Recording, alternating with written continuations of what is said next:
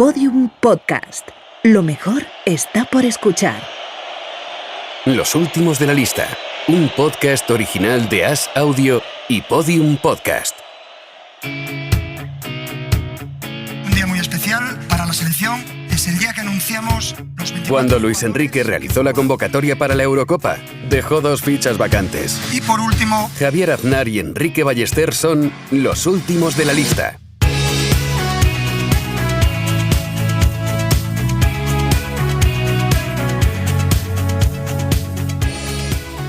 Hoy tenemos en los últimos de la lista, tenemos al otro lado, como siempre, a Enrique Ballester y también tenemos a un invitado muy especial hoy y muy adecuado para analizar todo lo que ha sucedido en el día de hoy.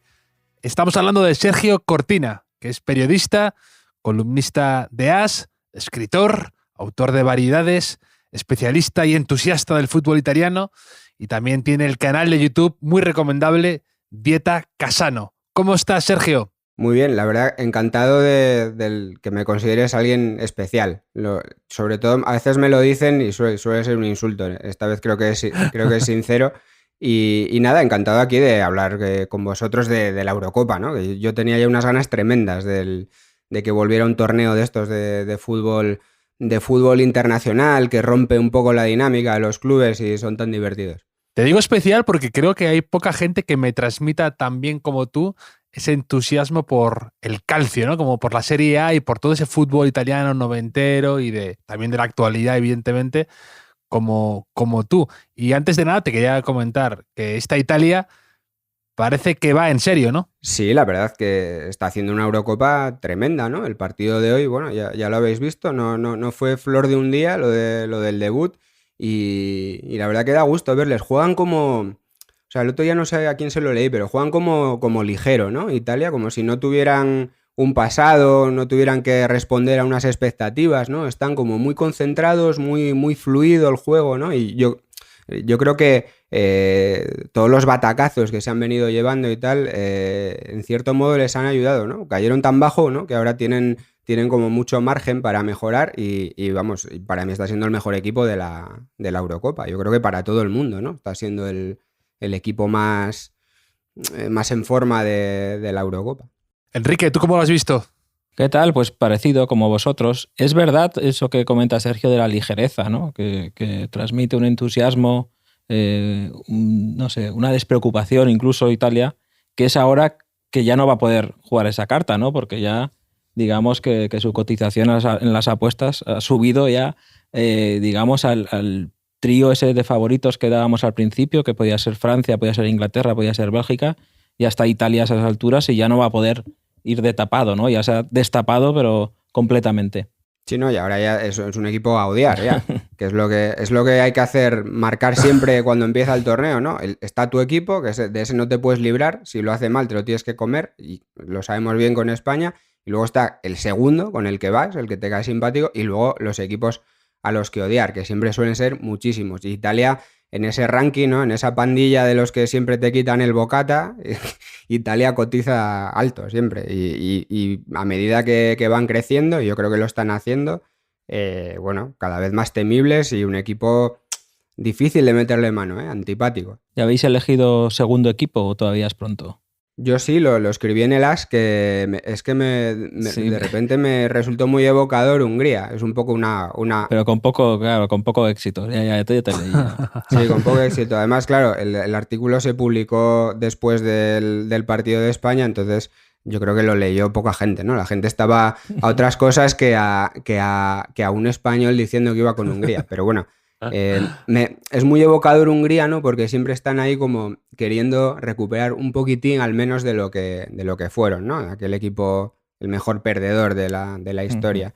Y luego, pues eso, verles ahí en el estadio ya sin mascarilla, todo el mundo en la grada, me gustó, o sea, me dio mucho subidón ese tema de ver cercano ya la vuelta al fútbol como debe ser. Impresionaba, ver a todo el estadio de repente lleno. Sí, sí. Yo, sinceramente, no me considero una de esas personas que ha echado tantísimo de menos el público en las gradas. O sea, por supuesto que yo quería ir y quería que se llenara, pero no sé por qué no lo he hecho tanto de menos, el ruido y demás. Pero de repente, incluso el color, tanta gente apertujada, era un poco, te impresionaba por momentos. Sí, sí. Y me pregunto si a los jugadores también les de algún modo han perdido esa práctica y les afecta un poco más o incluso les motiva un poco más. Me pregunto cuál será No, claro, del cerebro de cada jugador. Hombre, yo creo que para los jugadores así un poco con tendencia a apocarse, toda esta situación les ha venido muy bien, ¿no? Y para el resto, yo creo que jugar con un público que te empuja siempre es beneficioso. Luego los jugadores no escuchan casi nada de lo que hay en la grada, ¿no? Salvo que alguien se lo diga a 2 metros o a 3 metros en estos campos que están muy cerca, pero sin embargo el calor, el empuje de la grada es evidente que lo sienten. Y yo, la verdad que no es que eche de menos el fútbol, la imagen del fútbol con las gradas llenas por la tele, porque a mí eso me da igual. Yo lo que echo de menos es ir al partido y tomarme algo antes. Eso es lo que echo de menos, ¿no? Que analizar el fútbol está muy bien, pero nada como ir al estadio, ¿no? Lo que tienes que hacer es buscarte ya otro segundo equipo, porque me parece que lo de Hungría la semana que viene se te acaba. Ya se te acaba. ¿Y cuál es tu postura con Italia? Sergio, tú que te gusta tanto el fútbol italiano, pero no sé si la selección te cae simpática siempre o eres cauto porque se puede cruzar contra España. ¿Cuál es tu posición, tu postura ante Italia? No, a ver, a mí Italia es uno de estos equipos tan clásicos que siempre, primero, te levanta curiosidad en todos los torneos. Cuando se cruzan con nosotros y España los ha sufrido muchas veces, pues evidentemente los quieres coger del cuello y ahogarlos. Pero como el fútbol italiano siempre me ha gustado mucho, a la selección italiana le he cogido cariño. Y luego además en los últimos años sucede un fenómeno que es que como el fútbol italiano ha estado tan depauperado, ¿no?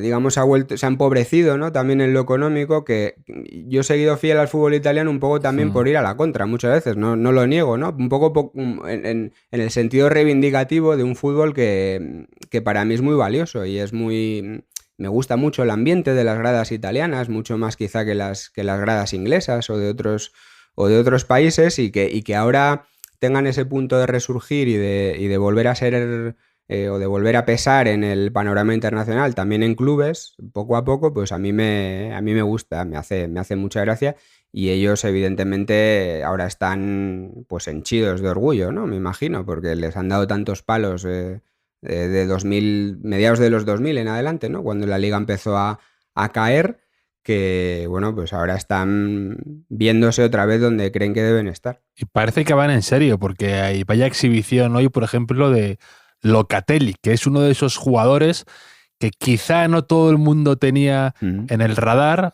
del mismo modo que Berardi, por ejemplo, y esos son esos jugadores que de repente esperan a un gran torneo, que a lo mejor pertenecen a un equipo no tan de primerísima línea, y de repente se hacen un nombre en un torneo de estos, como fue en el último Mundial Pavard, por ejemplo, o Zil anteriormente en el Mundial, y de repente firman el contrato de sus vidas y se hacen estrellas. Y ahora estoy viendo a Berardi, a Dumfries el otro día con Holanda, y de repente ves a estos jugadores que ilusionan. A mí me encanta Locatelli. En Italia es verdad que el hype está con Varela, pues porque juega en el Inter sobre todo, ¿no? Ya juega muy bien este año. Pero a mí, por ejemplo, si tengo que escoger entre los dos tipos de jugador, a mí me gusta más Locatelli. Varela es un jugador muy luchador, que está en todas, es más de cantidad que de calidad, yo creo, aunque tiene calidad, ¿eh? Sin embargo, Locatelli pues es uno de estos jugadores que todo le sale natural, ¿no? Que parece que va compasando el cuerpo al balón, a la vez va compasando el ritmo del partido y que todo le fluye, ¿no? Lo que pasa es que, bueno, claro, juega en el Sassuolo y el Sassuolo es un equipo que, bueno, que juega bien en Italia, ¿no? Que es cierta sorpresa, pero es un equipo desconocido. Y luego Locatelli no había ido a la selección hasta septiembre, agosto, era un futbolista que no había debutado con la selección, pero mira, ahora se abre la ventana porque no juega Marco Verratti, que seguramente hubiera jugado por experiencia por delante de él, y juega Locatelli y lo está haciendo muy bien, ¿no? Es de estos futbolistas que serían como el ABC del fútbol, ¿no? Que lo pondrías en una academia, mira, esto se hace así, el balón se controla de esta manera, tú te perfilas de esta manera y él lo cumple. Yo por eso en Twitter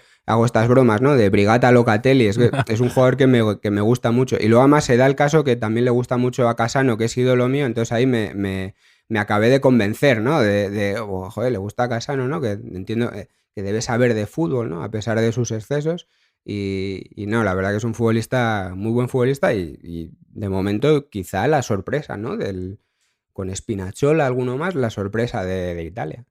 Locatelli, he leído que de niño quería ser agente del FBI, o sea, que se fabricaba tarjetas con su nombre y detective privado y se las ponía en la mochila. Y mira, pues al final ha conseguido algo que estadísticamente igual es más complicado, ¿no? Que es meter 2 goles en una fase final de la Eurocopa. Tú que sabes bastante italiano, Sergio, tú sabes qué significa Varela en italiano, ¿verdad? No le des carrete, Sergio, no le des carrete. Sí. Ya sé por dónde va. Hoy hemos rozado uno de mis principales, por no decir el principal objetivo de la Eurocopa en Casa Ballester, que es ver a Varela salir en Varela del terreno de juego. Significa, si alguien que todavía no lo sabe en España, significa camilla. Y le han dado un par de viajes. No sé si yo estuve a punto de estudiar italiano una vez de Erasmus, que este es otro carrete que no me tenéis que dar, que estuve de Erasmus en Suecia, como bien sabe Javier Aznar, y había una grieta en el sistema, universitario europeo que me permitía matricularme en español, en un curso de español, y convalidarlo por créditos de libre configuración, pero o sea, me dio vergüenza hasta a mí, y entonces pensé que quizá el italiano era una solución intermedia, porque yendo a clase con suecos para estudiar italiano pensé que sería fácil para un español, ¿no? ¿Qué pasa? Que me apunté, era un curso a distancia en la Universidad de Högskolan Dalarna, que estaban muy avanzados con esto de lo telemático, y me apunté a las 8 menos cuarto porque pensé que era una buena hora, porque así pues hacía la prueba de nivel, había que hacer una prueba de nivel primero y luego podía ver el partido de la Champions. ¿Qué pasó? Que llegó el día de la prueba y a las 8 menos cuarto, pero de la mañana, sonó el teléfono al que había apuntado para hacer la prueba, porque eran las 8 menos cuarto de la mañana, no las 8 menos cuarto de la tarde, que ahí me di cuenta que la cultura sueca era distinta a la italiana y a la mía. Y dije que, bueno, que no cuadraban los horarios, no me iban bien los horarios y nunca hice ese curso de italiano y ahora sé poco de italiano, pero gracias a Google descubrí lo de la camilla, que ya me da ganas de seguir viviendo hasta el final de la Eurocopa, por lo menos. Bueno, tu profesor a lo mejor puede estar viendo ese tuit y en cierto modo sentirse orgulloso, ¿no? Sí, que no necesitaba el curso realmente. Todo pasa por algo. ¿Cómo que empiezas? El italiano luego es un idioma difícil, ¿eh? Claro, no es que... Sí, eso es verdad. Empiezas y es facilillo, pero luego llegan ahí los verbos irregulares y esas cosas. Claro, es decir, para comprarle una camiseta falsa en un tenderete es fácil, pero luego para la vida diaria es difícil. Sí. Luego lo que estoy observando en esta Eurocopa, que me parece curioso, es que no sé por qué en todas las selecciones hay un jugador del Atalanta jugando de titular. En cada una de las selecciones. No sé por qué, juraría que en todas lo he visto que mencionan a alguien del Atalanta. Y aquí hay una duda estilística que tenemos Enrique y yo, que qué es, ¿cómo hay que decirlo bien? ¿El Atalanta, la Atalanta o ya el nivel pro, que es la DEA, ¿no? Como dice Enrique. No, a ver, claro, es que esto va cambiando. Hace unos cuantos años nadie decía el Atalanta, pero porque nadie conocía el equipo. Realmente, salvo que siguieras la liga italiana. O la NBA, la Atalanta Hawks. O la NBA ahí con Dominic Wilkins, efectivamente. Eso nadie lo conocía, ¿no? Y eso que el Atalanta es un equipo, digamos, de siempre, en primera división, primera y segunda siempre, ¿no? Pero es un equipo, digamos, más o menos histórico de primera división. Pero es un tema del propio idioma, del lenguaje. En Italia hay una serie de reglas para referirse a los equipos cuando coinciden, por ejemplo, el nombre de la ciudad con el nombre del equipo, cuando son topónimos, por así decir, también, ¿no? Hay una serie de reglas ahí que dictan que se dice el Atalanta y no el Atalanta. De todos modos, me parece un debate, la verdad que de los debates más tontos que ha habido últimamente en el periodismo deportivo, pero creo que a nadie se ofende si decimos el Atalanta, ¿no? Hombre, si empiezas ya con las bromas de Atalanta Hawks continuamente, pues bueno, a lo mejor puede ser A lo mejor... pues un poco excesivo, ¿no? Pero decir el Atalanta no pasa nada. No, pero dice Javier, lo que en todos los equipos, o en muchas selecciones hay alguien del Atalanta, que es como en segunda división, en todos los equipos hay alguien que pasó por el Numancia, Sí. tarde o temprano. También es una norma que no está escrita. De hecho, Miranchuk, que ha marcado hoy el golazo de Rusia, está en el Atalanta. Iba a decir juega, pero tampoco ha jugado mucho, creo, ¿no? Esta temporada. No ha jugado mucho, lo ficharon, un poco refuerzo para el centro del campo, y ya desde el principio ya a Gasperini no le gustó o no le convencía mucho. Él lo veía como lo veía casi pues de suplente de Ilicic, más o menos, ¿no? Era el rol que le dio, y ya por alguna razón que no sé cuál es, lo enfiló desde el principio y ha hecho esto que este eufemismo, ¿no? Que te dicen con cariño de no, que le vamos a dar tiempo al chico. Bueno, ya veremos a ver en qué deriva todo esto del tiempo. Y la Atalanta es verdad que tiene muchos jugadores de repente que han subido mucho el nivel, ¿no? Hasta el punto de ser internacionales, y también es verdad que pegan muchos tiros. Ellos tienen por un lado que es un equipo de mucha cantera, y luego que pegan muchos tiros en el mercado, como un poco hacia el Udinese, ¿no? Ellos disparan a muchos futbolistas, y hay un poco Torre de Babel ahí en Atalanta, que hace unos cuantos años era un equipo básicamente de jugadores italianos, ¿no? Quizá algún extranjero, pero pocos, y ahora muchas veces es prácticamente lo contrario, ¿no? Es la ONU ahí, ¿no? Como se suele decir. Colombianos. Ayer estaba jugando en Francia-Alemania, estaba Robin Gosens también jugando en Atalanta, ¿no? Creo. Sí, ellos hacen, bueno, lo de siempre, ¿no? Comprar barato y vender caro, ¿no? Es el estilo Monchi que tienen ahí en la Atalanta, y les está dando buenos réditos. Ellos siempre han sido un equipo del norte, o sea, pequeño, pero tirando a rico, no es un equipo desastroso de estos del sur de Italia, siempre han sido un equipo un poco saludable, y que han tenido la buena idea de invertir siempre mucho en cantera, y entonces más o menos siempre se pueden mantener, ¿no? Con la venta de algunos jugadores que antes eran, pues eso, de perfil nacional, y ahora han ampliado el abanico de esa compraventa de jugadores, pues como digo, como ha hecho el Udinese o tantos otros equipos, ¿no? El Palermo en su día, ¿no? Al ámbito internacional, y les está saliendo súper rentable. He leído que como no le fue muy bien a Miranchuk en la DEA, pues que algunos aficionados hacían la broma de que habían fichado a un hermano suyo desconocido, un tal Benvenuto, porque lo anunciaron así con un montaje en Twitter que ponía Benvenuto Miranchuk, y alguno pensó que se llamaba así, que es una broma que entendemos sin haber hecho el curso universitario de italiano. Como cuando ficharon a Onguietorri en la Real, ¿no? Correcto. El mítico Onguietorri, o algunos que jugaron en el Sans Club también, ¿no? Que también he leído algún reportaje por ahí de algún jugador que decían que había jugado en el Sans Club francés cuando había estado sin equipo una temporada. Mítico Magallanes. En Oviedo pasó también algo similar. Nos pasaba algo similar en los 90 con Deli Valdés, porque era un futbolista muy bueno, pero que era un poco lagunero también. Una temporada le hacía muy buena y otra le hacía mal. Entonces muchas veces no estábamos seguros o hacíamos bromas si jugaba Julio César o el hermano, ¿no? Que eran dos hermanos gemelos, además idénticos, ¿no? Uno andaba por ahí dando tumbos y luego Deli Valdés era el bueno. Y no sabíamos exactamente, cuando en verano no sabíamos cuál de los dos nos habían colado. Hubo una eliminatoria, ¿no? De Oviedo, ahora que me estoy acordando del fútbol italiano, Oviedo-Génova fue, ¿o me lo he inventado? Sí. La única vez que el Real Oviedo jugó en Europa, en Copa de la UEFA, la única vez vino el Génova y nos echó a la calle. Eso fue así. Ellos se acuerdan mucho todavía, incluso ellos, de esa eliminatoria, porque el Genoa es un equipo histórico en Italia, ¿no? Tienen scudettos, pero de cuando los scudettos lo jugaban 4 o 5 equipos del norte, ¿no? En los albores del fútbol italiano. Entonces, ese año ellos fueron a la UEFA y yo creo que llegaron a semifinales. Jugaron en Anfield y todavía recuerdan eso porque para ellos tampoco fue muy habitual, ¿no? Esa historieta. Jugaban ahí, pues bueno, Scuravi sobre todo. Scuravi, que nos hizo bastante daño al Oviedo, y ya digo, yo estuve por ahí incluso grabando un reportaje y se acordaban de la gente del Oviedo todavía, porque además fueron muchísimos italianos a Oviedo. Eso fue lo más impresionante de todo.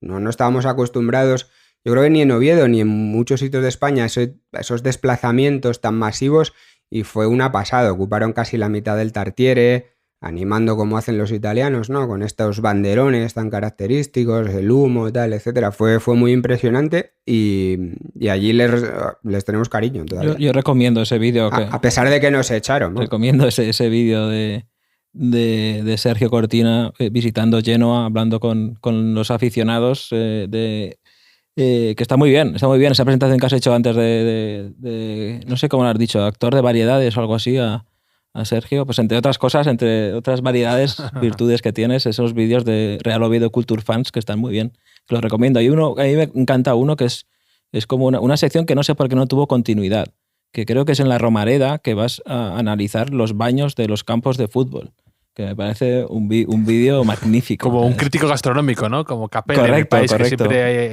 puntúa el cuarto de baño, pues Sergio Cortina por los baños de los estadios de fútbol. Ya, yo tampoco sé por qué no le dimos continuidad, porque aquel día en la Romareda yo lo inicié con vocación de que perdurara el asunto, porque en los baños de fútbol, sobre todo, claro, tú ves las pintadas que hacen los ultras y tal, y entonces ahí empiezas a entender todo, ¿no? Las amistades y las enemistades que hay entre equipos.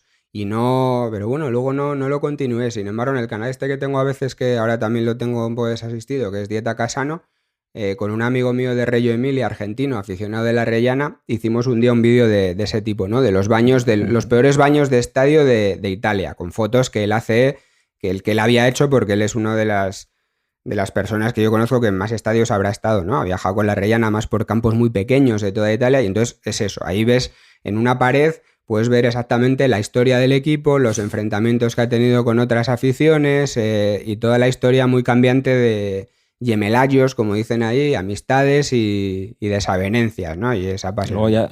Todo esto, si te atreves a entrar al baño, que a veces están en un estado lamentable. Claro, ¿no? Y luego el siguiente paso ya es el análisis de las aguas residuales, que ahí ya puedes descubrir qué es lo que comen, qué es lo que consumen, un montón de cosas. Incluso prevenir brotes de COVID ahora se está utilizando para eso, que son cosas que no me preguntéis por qué conozco. Eso sería el periodismo, lo que son los analistas ahora, ¿no? Con las métricas, tal, eso ya sería un paso más avanzado, ¿no? Sí, que, la estadística avanzada. Eso es, para un público gourmet ya podríamos analizar las aguas fecales.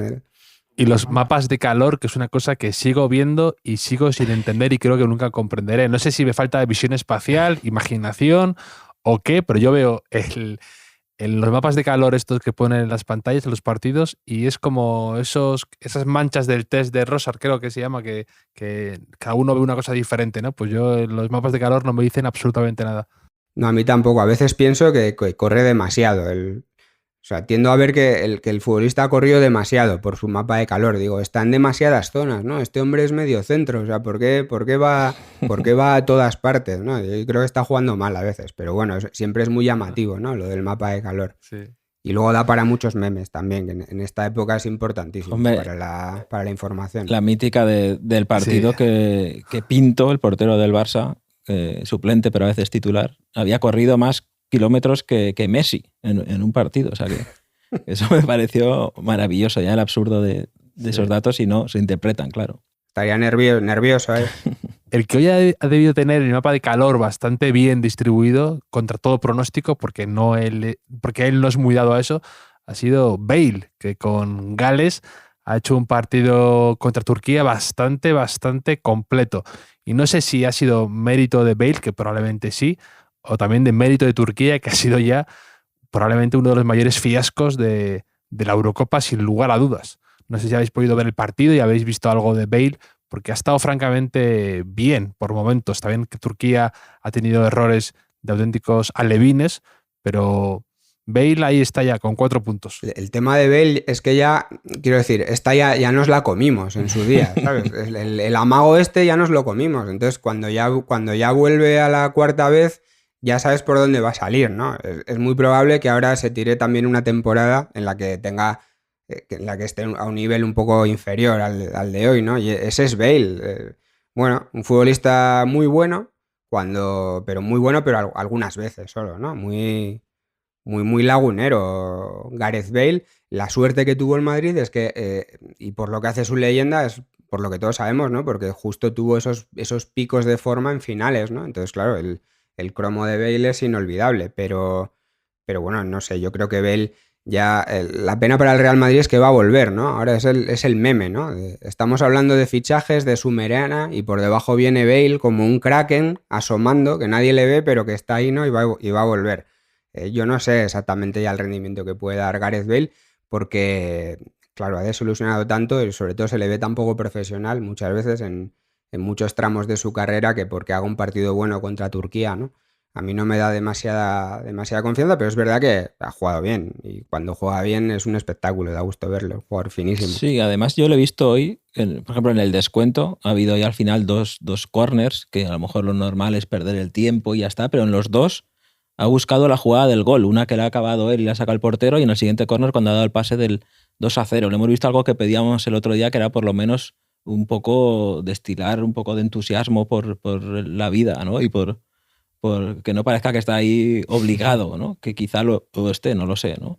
Y además el tío que ha marcado el segundo, Connor Roberts, me ha caído bien, porque yo siempre que alguien marca el gol digo, a ver si le puedo sacar algo a esta persona. O sea, y me he dado cuenta que es como el protagonista de la canción de los planetas, esa que habla de Floren, supuestamente, que dice Floren dejó la droga en el 92, y aunque al principio le costó, ahora piensa que es mejor, y se dedica, hacen la coña, ¿no? Que se dedica a escuchar a Ramón Trecet en la radio y el bricolaje en el hogar y esas cosas. Pues Roberts tuvo una epifanía de ese tipo y la tuvo de verdad, porque tuvo una charla cuando fue al Swansea con un capitán histórico, un antiguo capitán, y a partir de entonces se volvió abstemio. O sea, ahora dice cosas como que prefiere gastarse el dinero en herramientas y que en los viajes y concentraciones del equipo, en lugar de ver Netflix o alguna serie, pues se pone en YouTube vídeos de gente haciendo reformas y bricomanía y esas cosas. Ese es Connor Roberts, que también digo que con este tipo de compañeros entiendo que Bale a veces parezca que no tiene muchas ganas de estar ahí. Hombre, digamos que a la hora de hacer una biografía, la de George Best pinta mejor que la de Connor Roberts, por ejemplo.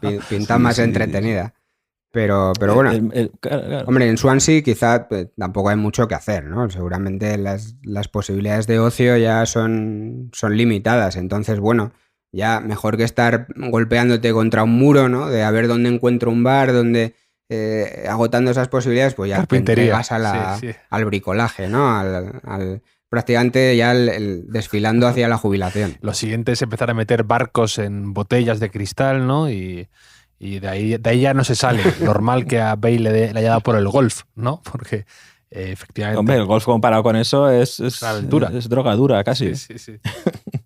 Sí, hay mucha broma con Bale con el golf, pero es verdad que en la Premier hay muchos jugadores que juegan al golf, ¿eh? Y en la Premier y fuera de la NBA. Fuera de la Premier. Sí, es una cosa muy extendida lo del golf y aquí se montan unos circos tremendos, ¿no? Porque ay, que se lesiona Bale con el golf y tal. Bueno, muchos futbolistas y deportistas juegan al golf y no pasa nada. Yo creo que los problemas de Bale son otros, que no pasan por el golf. Seguramente el golf le beneficia.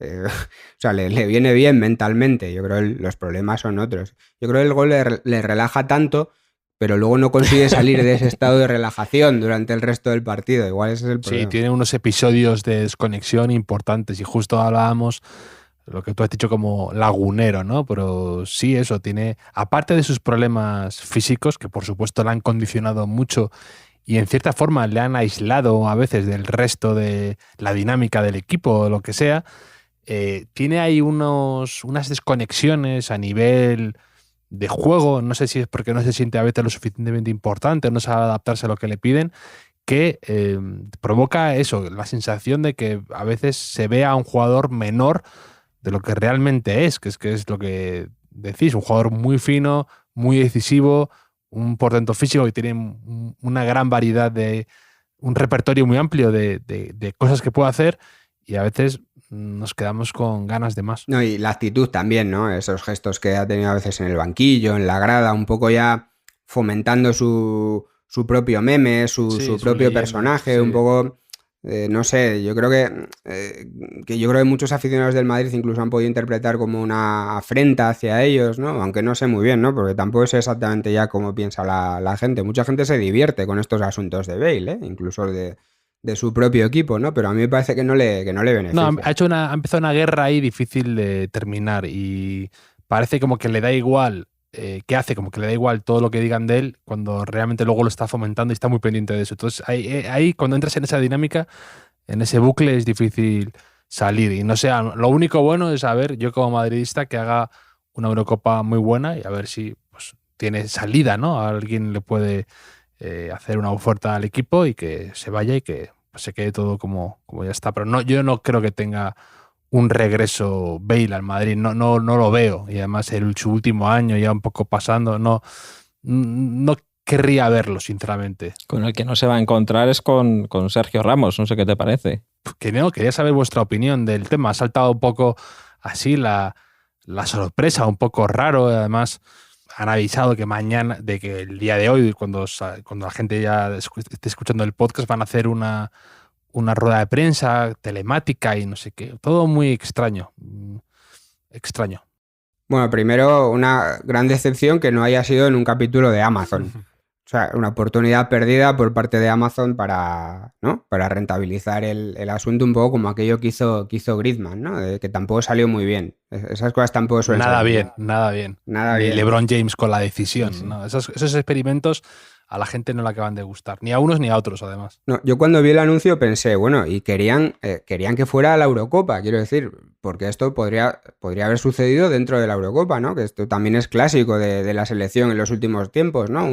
Que suceda esta especie de circo en una rueda de prensa durante la Eurocopa, ¿no? Esto, sí, pero lleva pasando mucho tiempo. Me acuerdo perfectamente en el Mundial de Estados Unidos que de repente saltó el rumor fortísimo de que el Barça quería a toda costa Caminero y él tuvo que salir a dar una rueda de prensa, me acuerdo perfectamente, con la gorra para atrás y esa perilla que se pusieron todos. Y lo tengo grabado a fuego. Y sí que nos dedicamos a hacer ese tipo de artimañas. No sé qué es lo que se pretende, pero sí, al final nos acaban saliendo así. Incluso creo que ocurrió con Alexandre con alguna fase final también en los 80, cuando se va de la Real al Barça. O sea, que hay muchas cosas que atribuimos al fútbol moderno, pero pasan continuamente. Bueno, y hay muchas cosas que atribuimos a equipos grandes como el Real Madrid, ¿no? Hay gente que se echa las manos a la cabeza como, bueno, todo el mundo sale mal del Real Madrid. Bueno, yo creo que es que casi todos los jugadores de cierto peso salen mal de sus equipos. Pasa en los equipos grandes y a veces incluso con más crudeza en los equipos pequeños. Es difícil, ¿no? Es que los futbolistas, a medida que van envejeciendo y se les llega la edad de jubilación, parece que tienen a veces más pájaros en la cabeza que cuando son jóvenes, ¿no? Y suceden este tipo de... Es complicadísimo. De situaciones. Ponerse de acuerdo con el dinero en estos niveles ya es difícil, ¿no? Es que está todo condenado a estallar de una manera u otra. Hay ocasiones en las que no sucede, pero las más de las veces acaba la cosa mal. Y luego en la vida, en general, creo que una de las cosas más difíciles es saber irse de los sitios. O sea, nunca sabes si te vas antes de tiempo, si es el momento, si luego te quedas y acaba todavía peor. Yo cuando de algún sitio me he ido bien y he quedado bien, es de las cosas que más orgulloso estoy de mi vida, de que lo recuerdas y dices, mira, esto lo hice bien. Esto lo hice bien. Sí. Porque no es fácil. Aquí no sabemos quién pierde más con esto, si pierden los dos.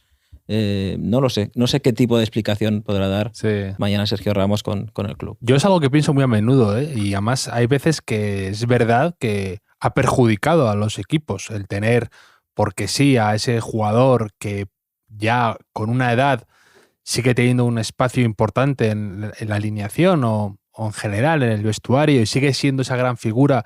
Y a lo mejor otros jugadores están a la sombra, no progresan tanto y no dan ese paso adelante. Y es difícil medirlo. Y solo te lo da un poco la distancia y el tiempo, ¿no? Y pienso, por ejemplo, eso, en la Juve con Buffon mucho tiempo y quizá no era el portero en mejores condiciones. O pienso también, por ejemplo, que es raro, ¿no? Y es otro buen ejemplo para ver con Sergio, ¿no? Totti en la Roma, que era esa institución, de repente Totti se va. Y el año que se va, al año siguiente, el mejor resultado de la Roma en años en Champions, llegando a semifinales, ¿no? Que no hay una causa, no es causa-consecuencia, ¿no? Pero da que pensar y a veces es muy complicado lo que decís, encontrar ese equilibrio para saber decir adiós, que es muy, muy difícil. Yo lo que en cierta forma veo que hay una especie de moda ahora que me parece algo injusta, es que los equipos, a partir de una edad con los jugadores,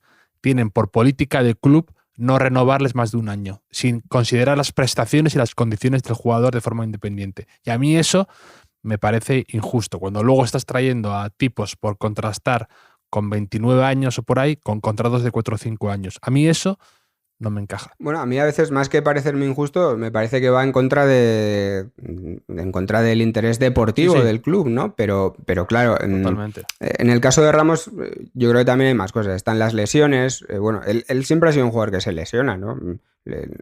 Son las dos cosas, ¿no? Es un futbolista que se cuida mucho, pero ha tenido lesiones a menudo y el problema es que ahora pues parece que está teniendo algunas más graves justo en este tramo final de la carrera, con lo cual pues los clubes, imagino que el que le fiche también pensará lo mismo, querrá proteger la inversión.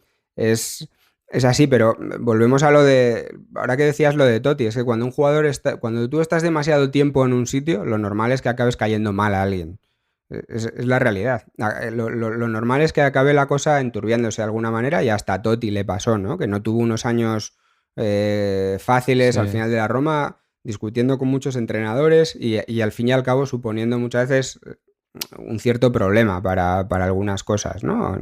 Sin entrar en si él lleva razón o no, pero no fue...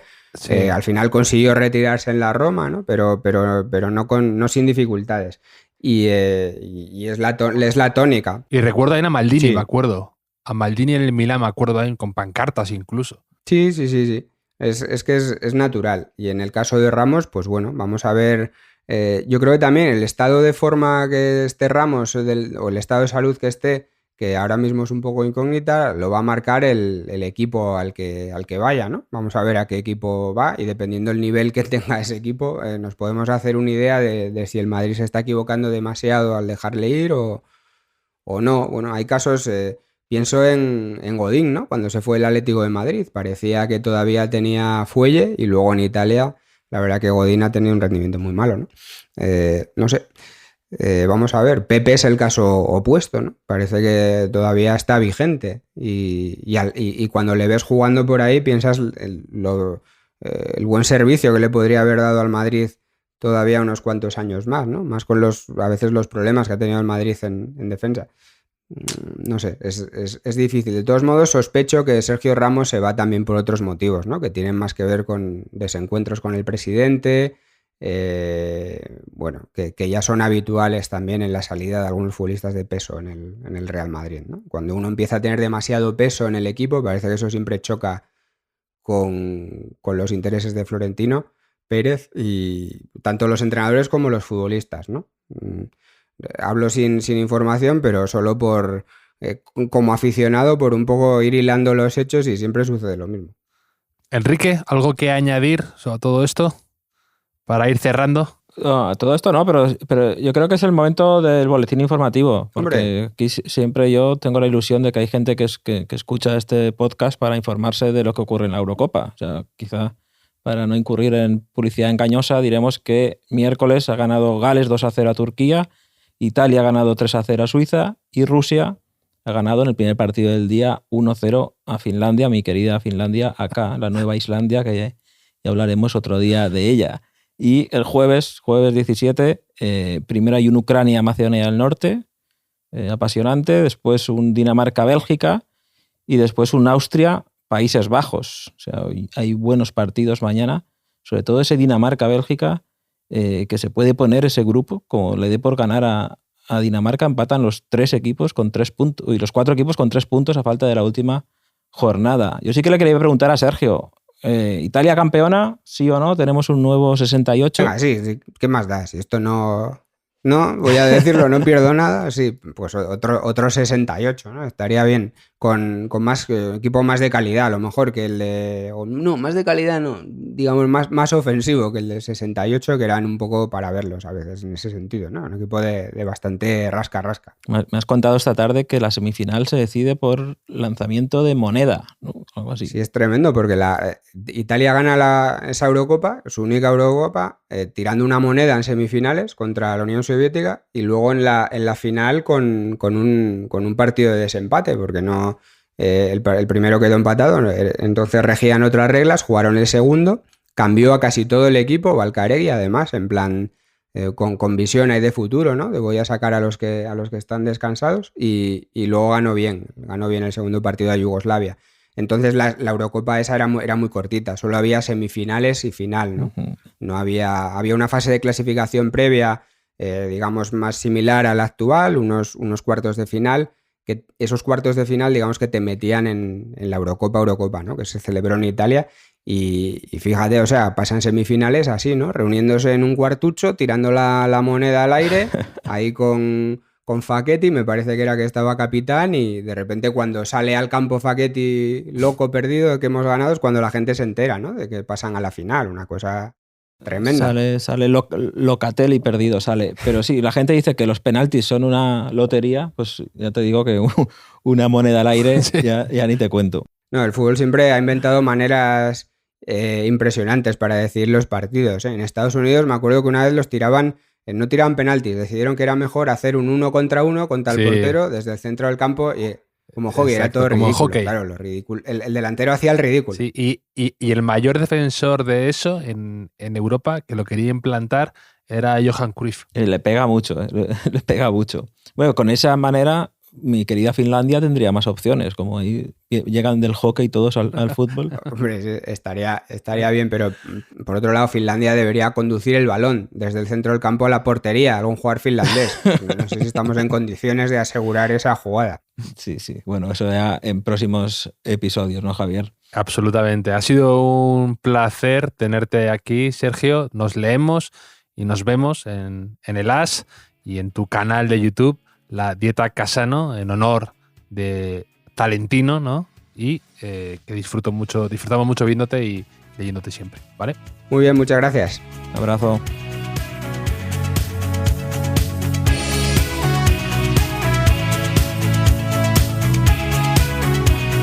Los últimos de la lista es un podcast original de As Audio y Podium Podcast, con la producción de Javier Machicado y la realización de Vicente Zamora.